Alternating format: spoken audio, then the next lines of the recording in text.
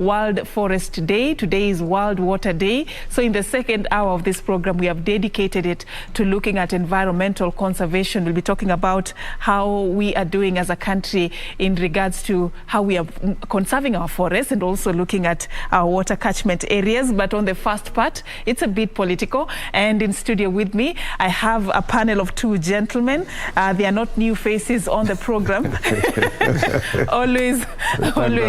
always really appreciating your insights into the political journey that Kenya is taking. I'll just begin by introducing the gentleman on my far left. His name is Willie Kamau. He's a political analyst. And of course, we have Dr. Joseph Rotich, also a political analyst. Thank you so much, gentlemen, for creating time. Anytime. So a lot really has happened. And we were here last week on Tuesday when the United Democratic Alliance was having their National Delegates Conference, where Deputy President William Ruto was endorsed as the presidential flag bearer of that particular party. And a lot has happened on the campaign trail. We'll just be picking up, a few issues that have stood out and also looking at the way ahead, even as the country prepares for the upcoming nominations. Yes. And I'll just like us to start from that particular point on Tuesday, when the Deputy President was endorsed as the UDA party presidential flag bearer. And this now paved way to what even the Azimio la Umoja is currently, calculating, the choice of running mate. Yeah, I like the positive, how you've started this by smiling. I mean, this is something that is not going to be easy for either side. Talk of the Kenya Kwanza Alliance, talk of the Azimio la Umoja Alliance, because a lot of issues come into play.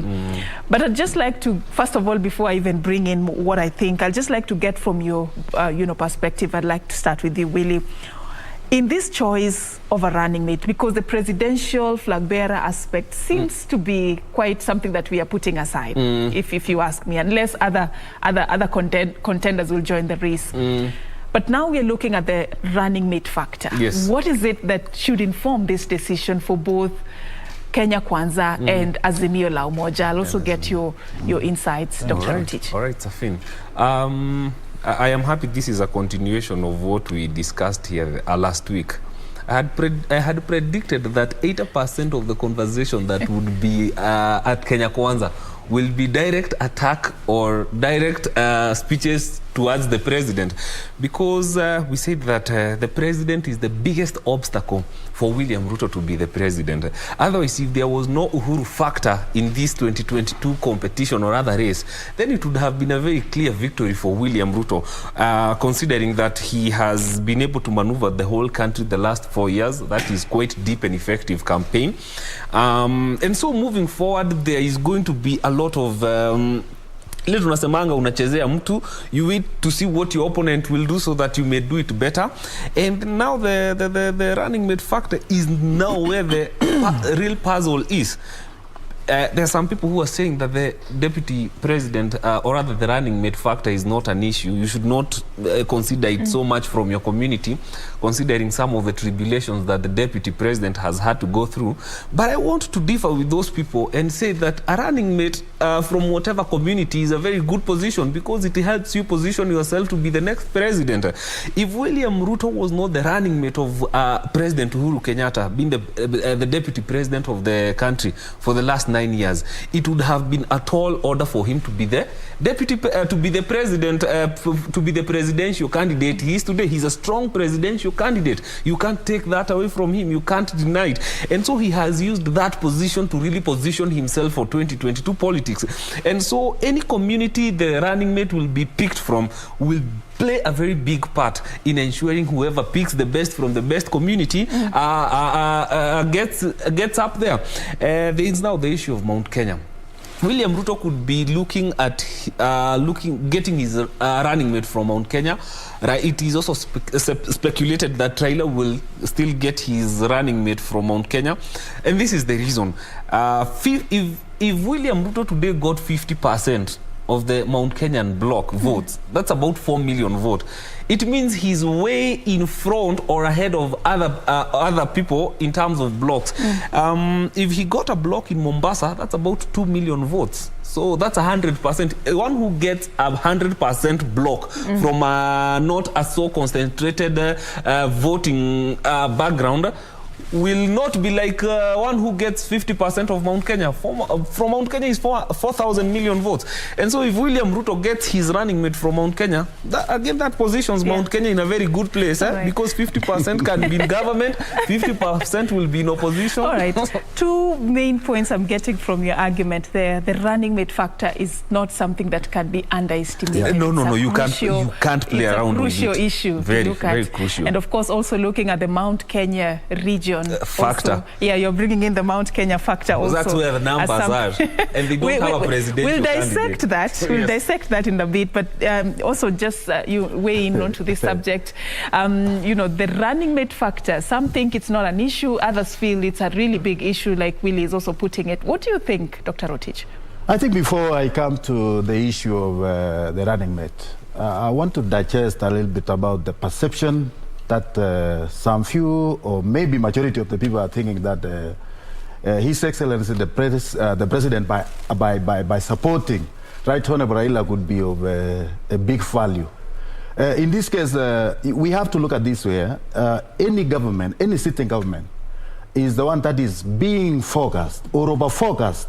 And what the majority of Kenyans are actually focusing on are the mistakes. You hear about the current government, people are saying, oh, prices of goods have gone down, the economy is dead, all sorts of things. So all the dirty linen actually can easily be pasted upon the current government. When you talk about a new person, a brand person, like now who is a new party that is actually being, like UDA, it has no history in the Republic of Kenya because and Ruto is being looked at as a fresh person in the field, even though he has been in the same government. Are you looking at it? And that is why, and that is why these people are now refarming. After all these people running away from the Jubilee Party, the immediate thing that they thought about was to reform the party, to call it a new name, to give it a new logo, to give it a new look, and then maybe a new beginning, a new breath.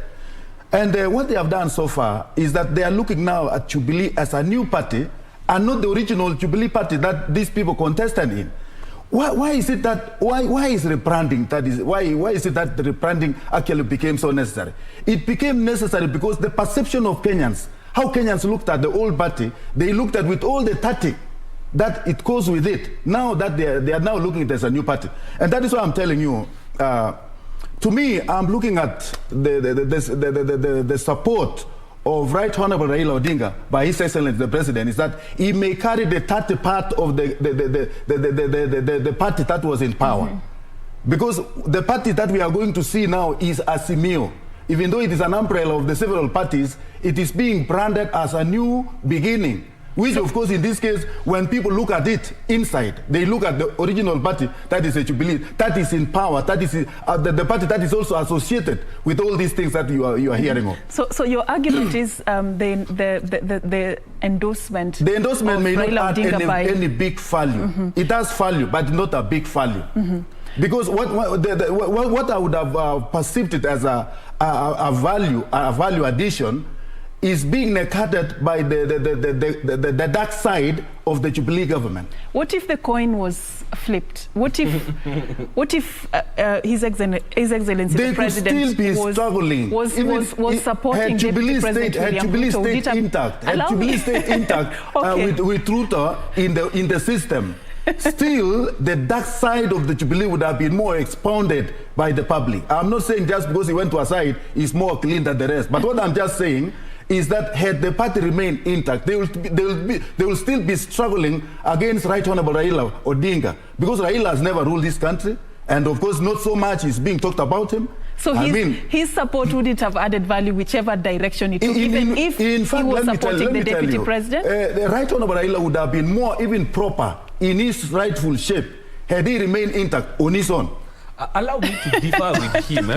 No, I'm just curious. What if the coin was flipped? What if the president had endorsed the deputy president, William Ruto? Let me tell you. Allow me to finish. Yes. And the DP also has gone around the country talking about yangu kumi, yako kumi. I mean, if it was not important for the president to support him, would he have brought in that? No, what I'm just explaining to you is this. The current government has got all the dark shades. People can talk against the current government, but they cannot talk against a government that they have not experienced. So what I'm saying in this case, had Raila remained in his own party, say NASA, the former NASA, it would be more lovable. I mean, atakuwa angependwa sahi kuliko vile hako sahi. Unajua what has happened? He has, to me, he has tainted himself with the dark side of the Jubilee administration.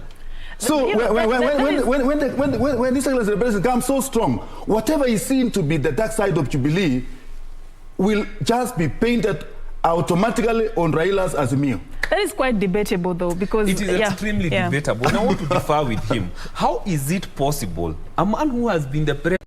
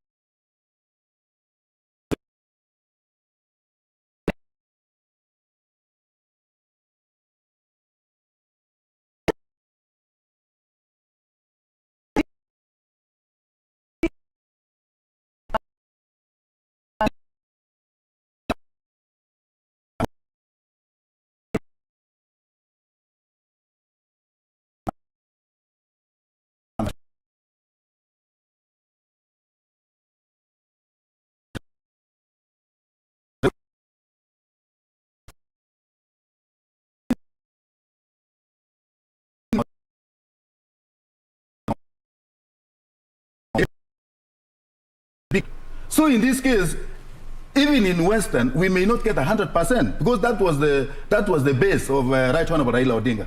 So if we will ever succeed, if Western people will ever be very generous, out of 2.1 million, we may get maybe 1 million or 1.2, 1.3. That is in my own analysis. And Mount Kenya, we are sure of getting over 4 million. I can be sure we are getting over 4 million. So we cannot abdicate or rather remove ourselves from the 4 million and go for the 1 million. We shall have done so a lot. So it's a game of numbers. Yeah, so it's a game of numbers. The options. And that is why we are saying what we can assure our brothers and sisters from Western Kenya. We need to discuss together on the same table. We have to listen to them. They are very, very important to us.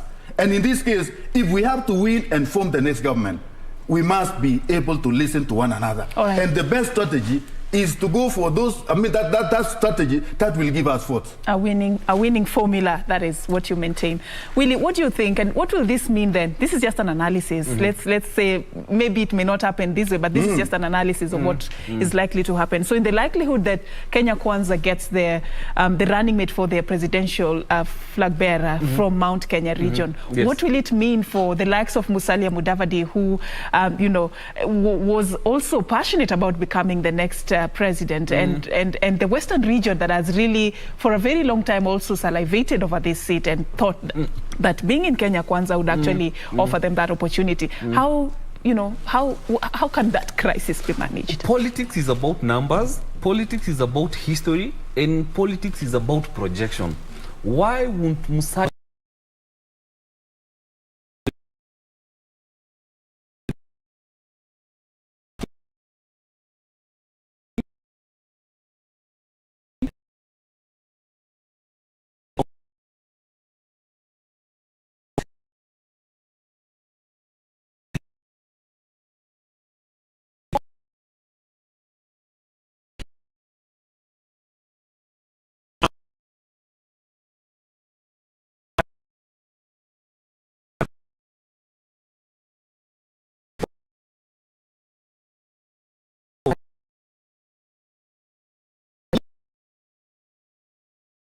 was the kingpin of Western, he would come on table and begin and say, I have 4 million votes of the Western nation, so I want to run for presidency. I want the deputy president position because he's assured of the 4 million solid votes, but he does not have that. And so what happens if Musalia joins, like now he has joined Kenya Kwanza, it assures him of a position in the next government. We do not know which position he will occupy, but we can project and say, since he has been an economic minister in terms of, he was a minister of finance at one point, that is the highest he can get from Kenya Kwanza if they were to take the next government, because it doesn't come with much of numbers even to Kenya Kwanza, and they know that. And so he cannot even bargain for the deputy president position because he does not have the numbers. Remember, depending on the history that he once vied, because if he had the numbers on the ground, 4 million votes, he would be looking for just another 2 tribes to make the next government, but he can't. All right. At least you agree on one thing. I'm just sticking, areas of agreement and disagreement. But then talking about having that solid backing, I just out of curiosity, in Rift Valley, does the Deputy President William Ruto have that 100% backing? There is Gideon Moi. My sister, I can assure you. Without any... Why can't you just allow me to finish? There is Gideon Moi with KANU, which now is fully into Azimio la Umoja. We have the Chama cha Mapinduzi that is being fronted by Isaac Ruto, former Bomet governor.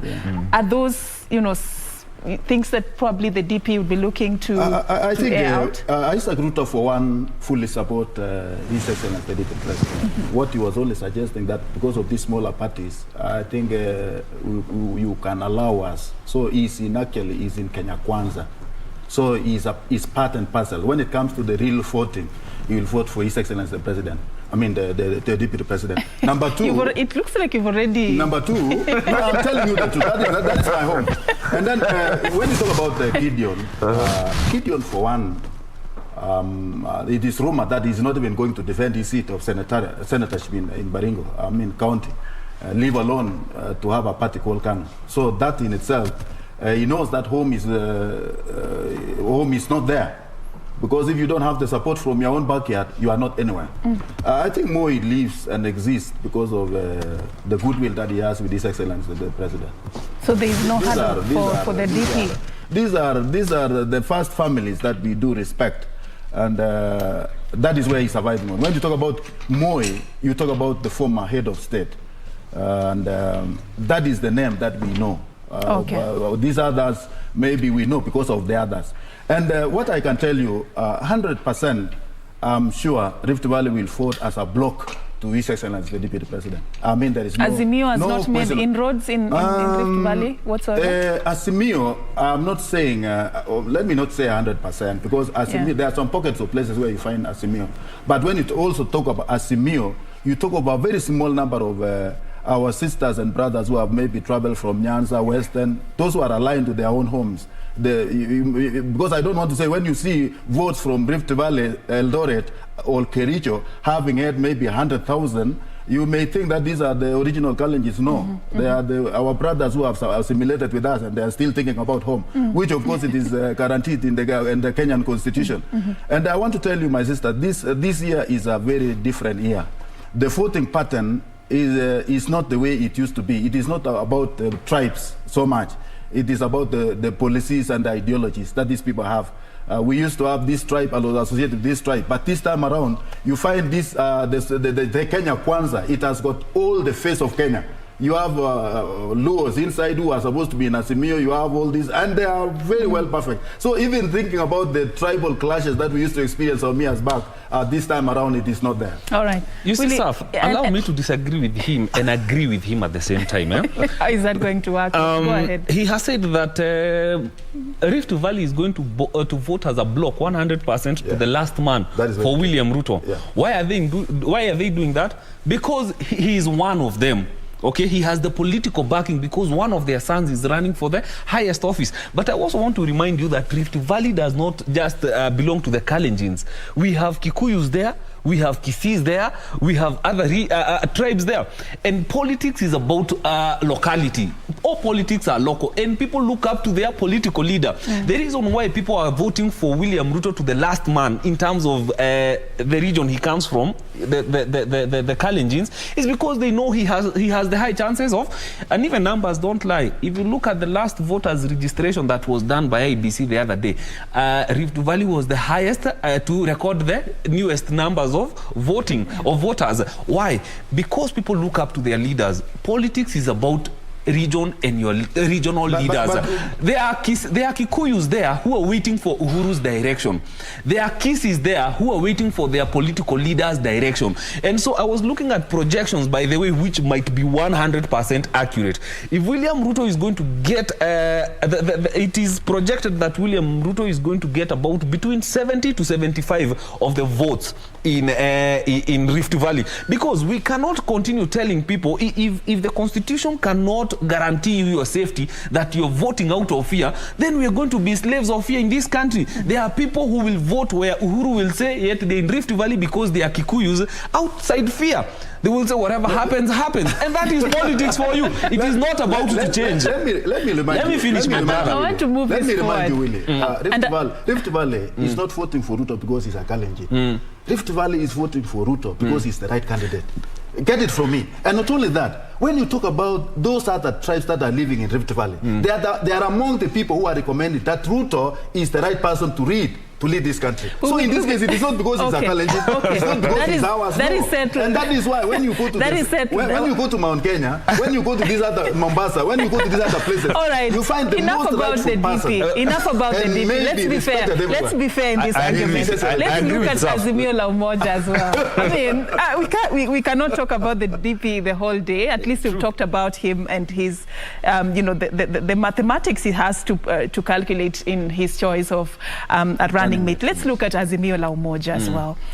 Their candidates is Raila Odinga. What is it that is at stake here for this gentleman who this is his 5th attempt to become the country's, to get to that top seat. What is it that is going to give him a winning formula? There's also a bit of calculation for him on this other side. I'll start with you, Willie, and also your thoughts about this, Dr. Rotich. History never lies in politics. If you want to project where you're going, you must know where you're coming from. There has been 5+ million votes behind Raila in all the elections that he has had to vie. Nothing has changed much. And so we are saying Raila has a block of 5 million votes. As Raila, not even with Azimio, not with the other affiliated parties to Azimio, him as an individual, Raila has about 5 million votes, and that is solid, take it or leave it.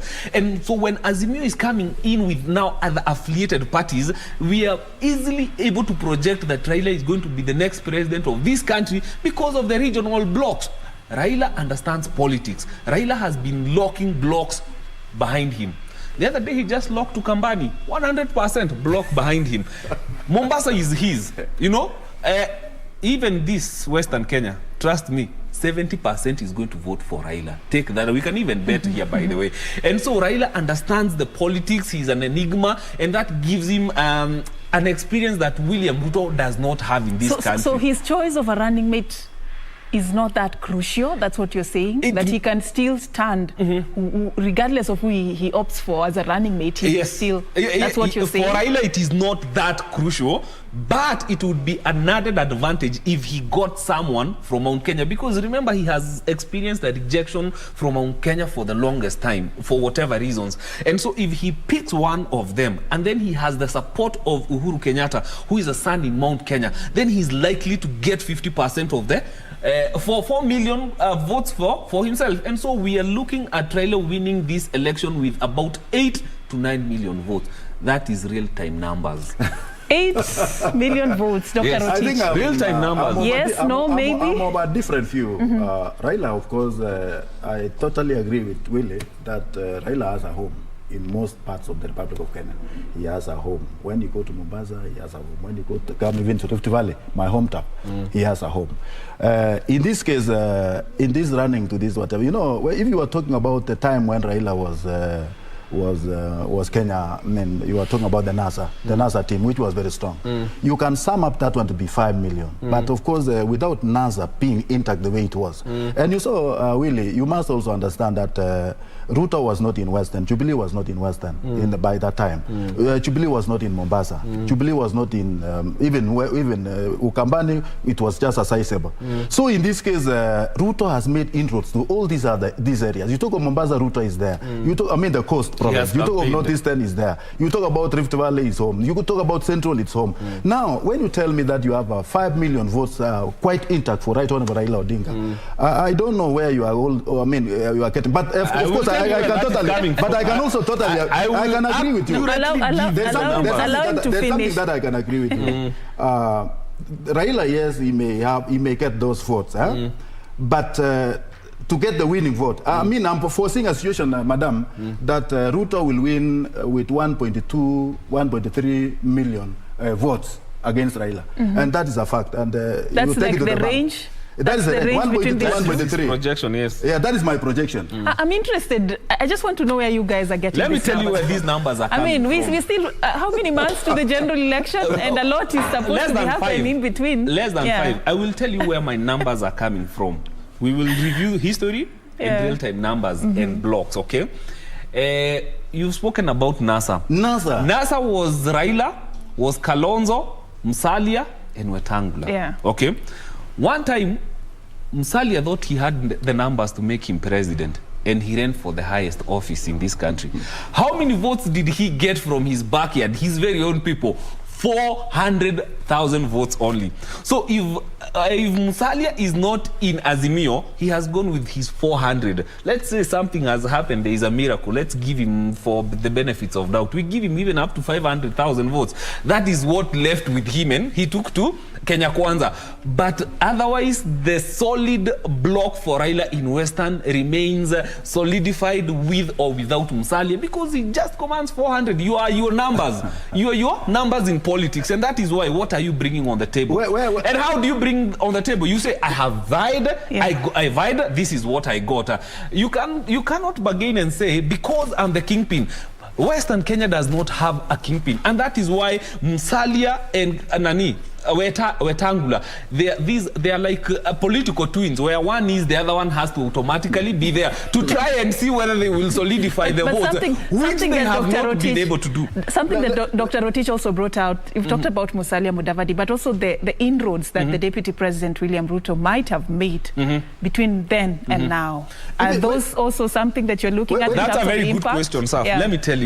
In 2013 and 2017, when William Ruto was working with Uhuru, we keep saying that it is Ruto who made Uhuru president. But I want to tell you, it is the other way around. It was President Uhuru who made Ruto the deputy president of this country. People keep saying, oh, he crisscrossed this whole country. He was doing 5 meetings in a day. Why was Uhuru going to do 5 meetings in a day or 10 meetings in a day like William Ruto, when Uhuru had a solid block of 6 million votes, while Ruto just commanded 2-point-something million from Rift Valley? And the day of voting, that is where the rubber meets the road. That's when we separate the pros from the con. Irrespective of the many meetings he made across this country, 10, 20 meetings in a day, the day people voted, then that's when people realized all politics is local. It did not matter how many meetings he did in a day, but the day people voted for where their regional leaders were. And so nothing has changed. He may have campaigned for the last 4 years, but the day of voting, all politics is local. Let me finish, my brother. The day of voting in August 9, it does not matter how much he has crisscrossed this country. Before you come in, honestly speaking, you don't feel like the deputy president has made inroads in these regions you're citing? He has done his part, and again, he has been working with political greenhorns, first-time MPs. That is a fact, and so they do not command a lot of experience in. These are people who are excited by road shows, campaigns. That is not how politics work. Politics is actual numbers, and if you're able to understand the metrics of locking blocks behind you, you are not carried by the excitement of road shows. You've said your portion. Allow Dr. Rotich to I think, Willie, let us always be very he has tried his level best. Even when you are not for the side, I think it is always good to I just gave you political science. It is always good to shame the devil and speak the truth. That's political science, my brother. And the fact, let me tell you, if there is anything that His Excellency the Deputy President has ever done in this country, he has played a key role.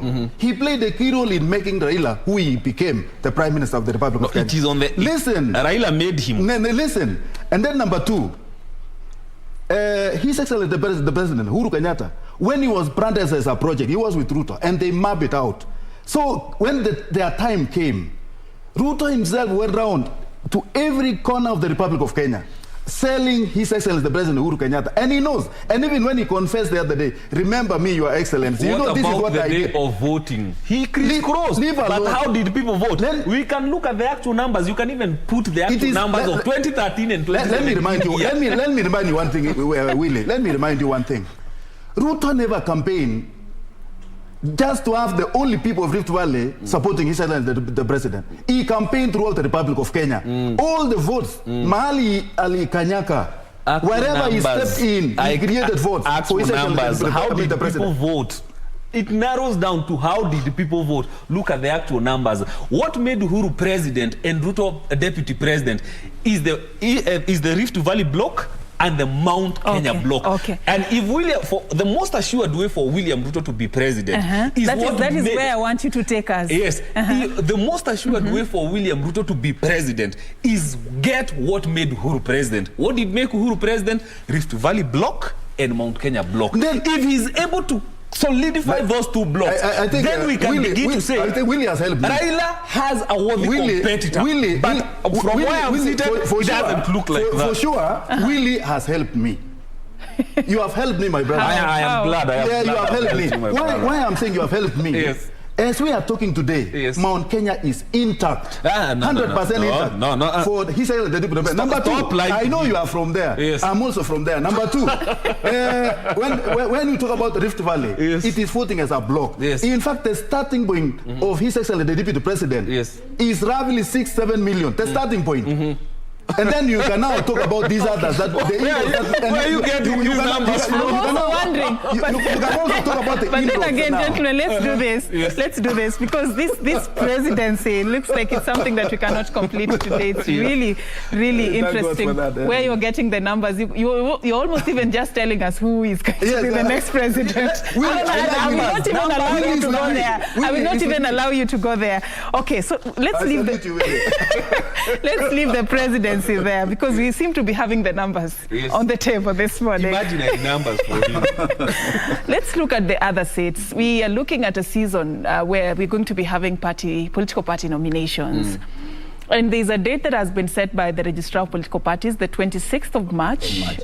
This coming Saturday. That in case you have any ambition, you have any interest in vying, by Saturday you're supposed to have settled in a political party that you will use as your vehicle to vie for that particular position.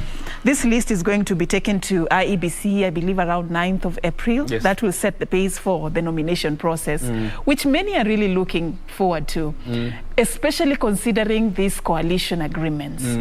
I'm looking at certain areas where there's going to be a lot of headache in terms of agreeing on who is going to carry the flag for these specific parties. I'm looking at Nairobi, the gubernatorial race, for example, that has attracted different candidates within a political coalition. For example, let me just take our viewers through what is happening in Nairobi. Nairobi, for example, on the Azimio side, we have Westlands MP Tim Wanyonyi, Nairobi current Governor Anne Kananu, we have businesswoman Anne Kagure, and the Kenya National Chamber of Commerce and Industry President Richard Ngatia, all in the Azimio wing. We have Kenya Kwanza, where we have Nairobi Senator Johnson Sakaja and former Starehe Member of Parliament Margaret Wanjiru, all in the Kenya Kwanza Alliance. I will take you to Kisii, I can take you to Kiambu and cite, this quagmire that is there. How should we, you know, what are some of the likely scenarios we are going to witness in this nomination process, bearing in mind these agreements? Let me begin with you, Dr. Rotich. I think, my sister, the amendment bill that pronounced that that made that disallowed the hopping from one party to another, actually something that is going to solve a big problem, especially for the IPC. You see, people, after every nomination, somebody runs from his own party to independent, something that has brought a lot of problems. Instead of reducing the number of contestants, those who will be appearing in the list in the last election, we are finding that they are all filing up in the list of the independent candidate. Yeah. And I think that is, to me, that is the most modern thing. And of course, having the deadline of the 26th of March, that for those people who would have wished to join this party or the other party, I think it is a very healthy thing. I was looking at the candidates who will be contesting through Jubilee Party. They have also given, they have been given, or rather promised some goodies, expanded more, so they will be campaign for them, means some money they will be given for campaign. And in this case, the Jubilee is trying to woo the numbers into their own pocket so that they can contest and maybe mobilize their parties, which will finally end up in Azimio. But you see, when we are talking about this nomination, we are looking at the final date of the election itself. Because those who will have contested and won in these different parties, they will stick to their parties to the end. And in this case, I find it to be very healthy, even though it is very hectic. Because during nomination is a very hectic exercise. And it is marred with a lot of corruption and so many other things. No wonder I'm asking, what are we looking at? Is it going to be a smooth sail? It is not. Yeah. It is not. It has never been. Especially the coalition factor the cost of running a genuine election, my sister, is something very, it's very expensive. It's very expensive. Talk about parties. How many parties are able to manage an election and come up with credible results? They are quite very few.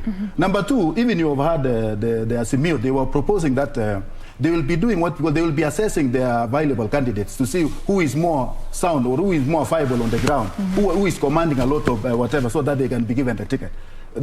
By them, they are trying to reduce the disagreements that may actually arise as a result of this disorganized election process. So in this case, it is not going to be very smooth. It's not going to be a walk in the park. Have we gotten to that level of trust, Willie, that as a coalition, there can be that negotiated democracy to allow a candidate who is perceived to be popular in a certain region to be the flag bearer of, say, a seat like for governor, for example. And this is a coalition we are talking about, not a political party. First, we're in agreement that this election is between Kenya Kwanza and Azimio. Any other party that will not be affiliated to either of that political coalition will have a very hard time, because this is a battle of titans.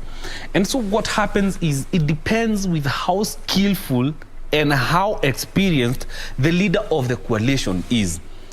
Remember, these are new things that are happening. This is an election like we have never seen before. And so what is going to happen, in my thinking, there will be a lot of negotiated democracy, and there will be a lot of back and forths with the aspirants trying to prove I'm the people's favorite there.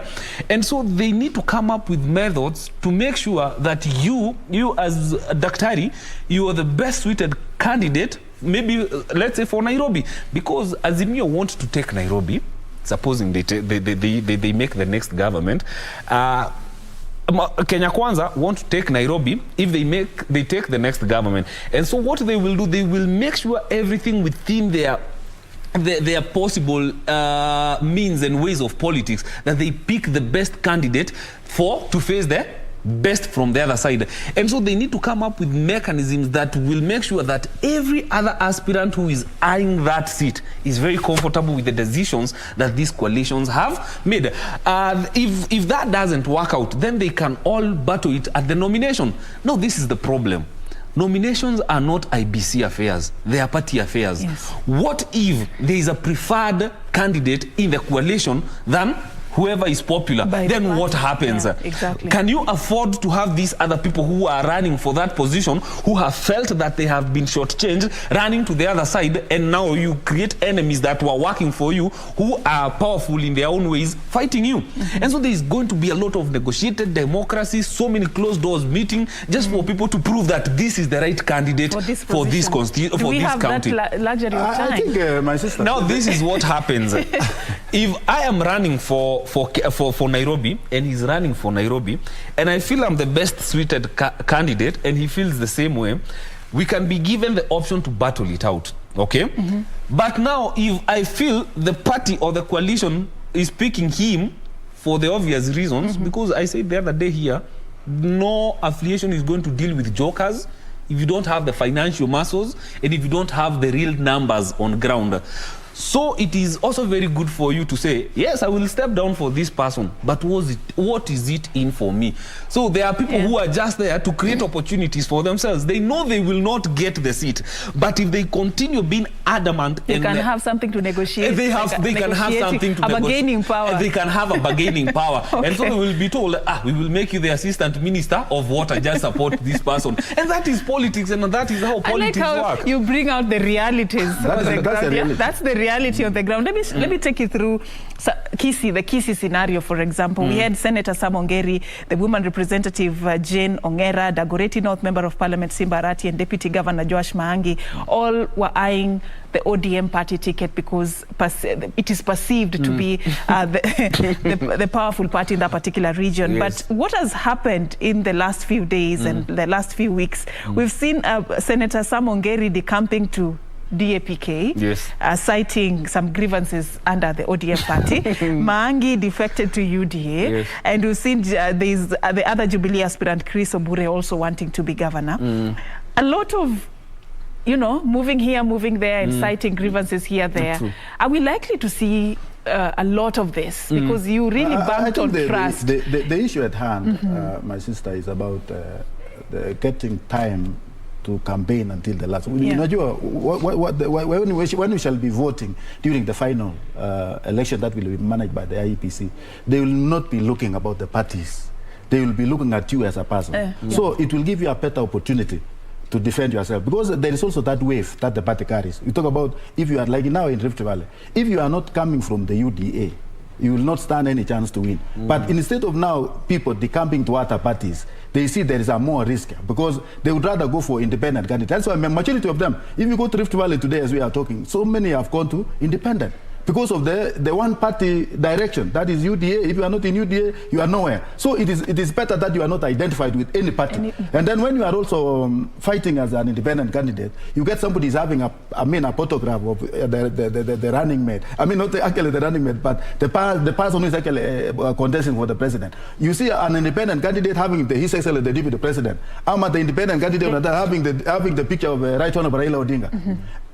What is key to them is that with this election that we have now, with a very popular party, many people will be brushed out of the way. So what Sam Ongeri did was that so long as Tuko Asimio, I have no problem being in any other party. And even he will not brush shoulders with ODM because they know this is our system.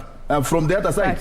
So and also what you cited, an independent candidate holding a picture of a certain already candidate, showing that you're an independent candidate affiliated to Azimio or an independent candidate affiliated to Kenya.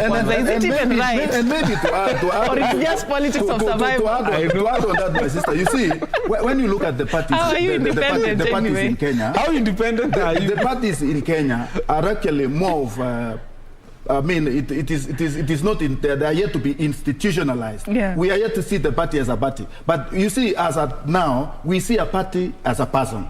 If you now look at the Right Honorable Raila Odinga, you can easily think about the Asimio. You can easily think about the ODM. So if it is not that association, that party will not exist.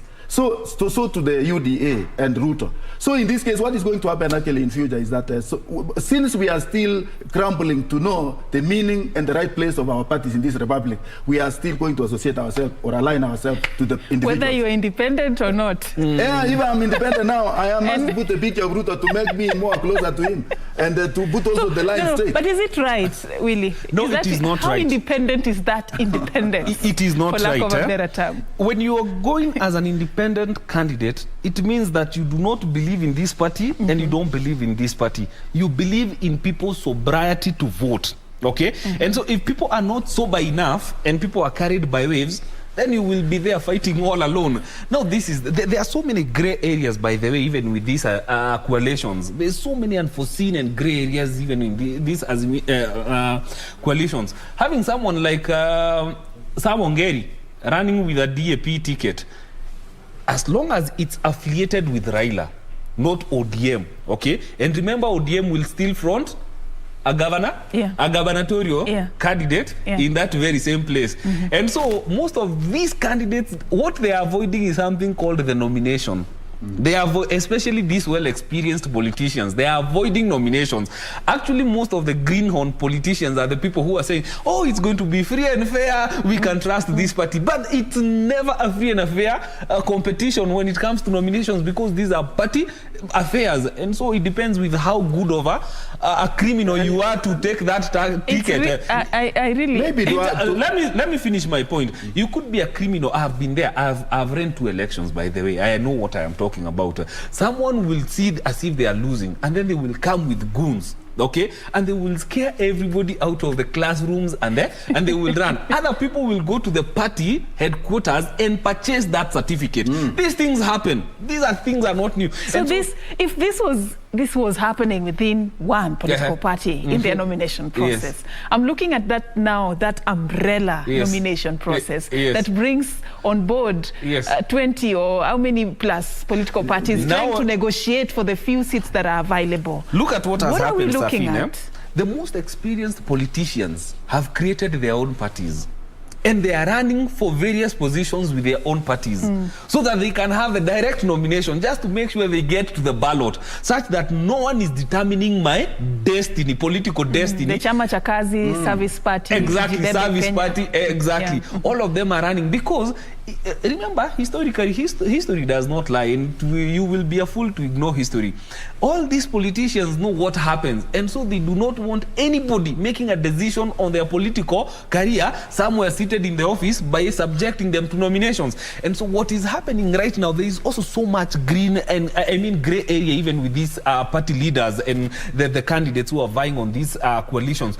Because what happens if Sam Ongeri is the people's favorite, okay, and then ODM has picked up running as an aspirant, a candidate for that particular position, and then ODM, a strong party, is defeated by a well-experienced politician like Sam Ongeri. Where does that leave UDA? So everybody, kila mtu anaangalia hivi sasa. Now what happens? Because there's so much gray area. And the wise politicians, if they are able to see those gray areas, every decision they will make between now and Friday, because this week is when there is going to be... Crucial. This is very crucial for so many politicians. The few days that are coming before Saturday. Exactly, it's very crucial days. And so for every aspirant who is interested with any political seat, this is their week to either make it or break it. Or break it. Yes.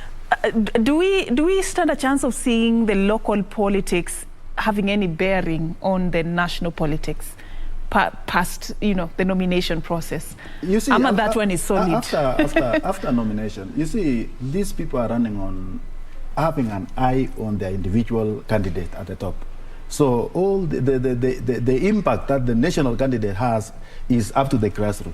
So in that case, that is why they are actually talking so hard that don't run away after this nomination. There are a lot of things that we have for you. And there's another problem that, of course, that has got. In any organization, you cannot run without money.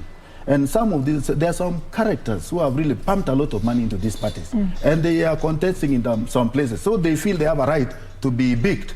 So in that case, that is why my brother here was saying that some of them may actually go for direct ticketing, if that is what we can say.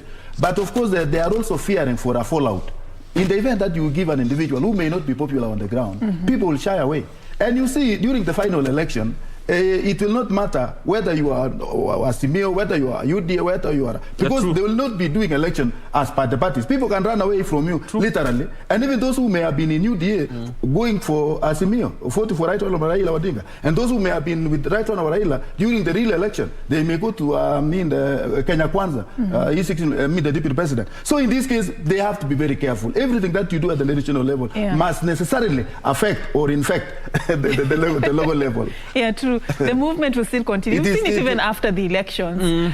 There's still that exodus and exits and entries from one political there will be some sightings say, oh, I saw these, there were red flags, I spoke about them, no one took them serious, and so you guys are not even worthy leading this country, I'm going to the other side. I'm going to the and other just side. the other day you saw the a register of political parties, they passed a bill and they said that if there is no party hopping, okay, so there is no window of chance. If you are defeated at UDA nominations, you cannot hope go to another party. It won't happen. Even you can't.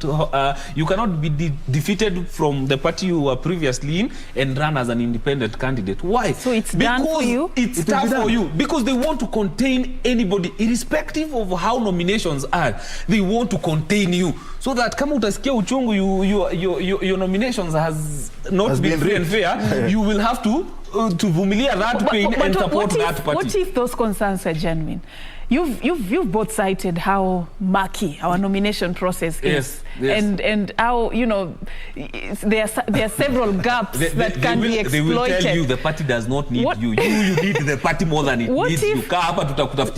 What if, you know, a genuine candidate was locked out for whatever reason, what's happening at the moment? and that window has been also closed for that party? That's why I did not agree with that law. For those parties who have the muscle of getting the arbitrators, they will always engage arbitrators, and then they may have a repeated election or something like that. But of course, what is actually dictating the whole process is the time frame between now and the election. How are we going to, how long are we going to take during the arbitration? So that is a knacky thing. So I think what they may actually discuss, they may actually, they do a lot of horse trading. Oh, this is what we are going to reward you in the event that you do. Because what the parties will be fighting for is to make sure that their parties don't run away during the real election. Because that one, if I know I was rigged out, and I've explained to the higher superiors that I was rigged out, and they don't seem to be listening, I'll go to the other side of the world. So in this case, that is what most of these parties will be. Or become an independent. Yeah. They want you will not go independent. During the real election, you will not only vote for the independent, you will vote for your party. Because that one will translate to your party president. So, everything that is, our center of interest from the grassroots is the person who is contesting as the president. So whatever you do here, it doesn't matter so much. But in the final end, what these presidential candidates would wish to see is that they keep their people intact in their line. This is out of context, but it's very important for me to say, Saf. The president has laid some very nice economic foundations for this country. And so to take this nation to the next level, we need very brilliant minds to do that.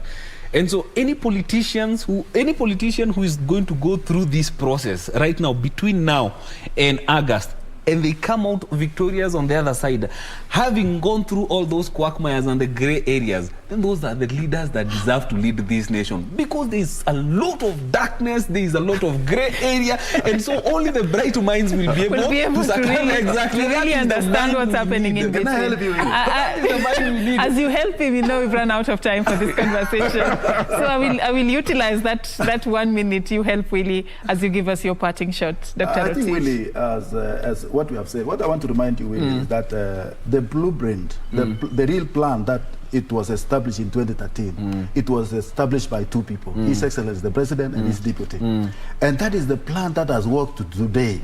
Even during the time when His Excellency the Deputy President was away, the same blueprint was implemented. So I can be very categorical that the person who can easily take this mantle to the next level is the person who going up the current blueprint. That is the Deputy President. And if Kenyans will really support this guy, I think he will be the right candidate to proceed from where Uhuru actually live. And maybe that is my take. Kenyans will see and they will find themselves in their own level.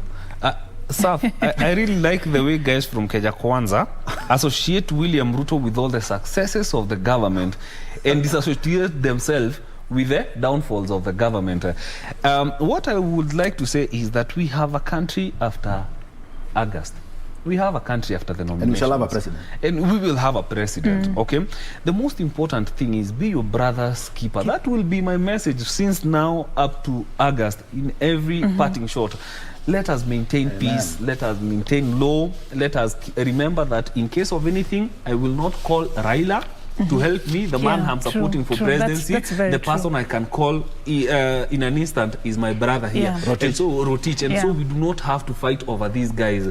I am at liberty to support whoever I want to support. You are at liberty to support whoever. It's a competition which will come to an end. Yeah, that's a very powerful way of ending it. Thank you so much, gentlemen, for creating time. Of course, we'll always be picking this up and taking it a notch higher as we stay on the road to the 2022 general election. I've been having this sit down with Dr. Joseph Rotich, political analyst, and of course Willie Kamau, also political analyst, as we were looking at issues shaping the campaign trail in the country this morning. We are going to be crossing over to the other side in just a bit as we talk about forest conservation. I'll be engaging John Kioli, he's the CEO, Green Africa Foundation, and also Paul Gasheru, Species and Sites Manager at Nature Kenya. That coming up after this break. Do stay with us for that and much more. Thank you.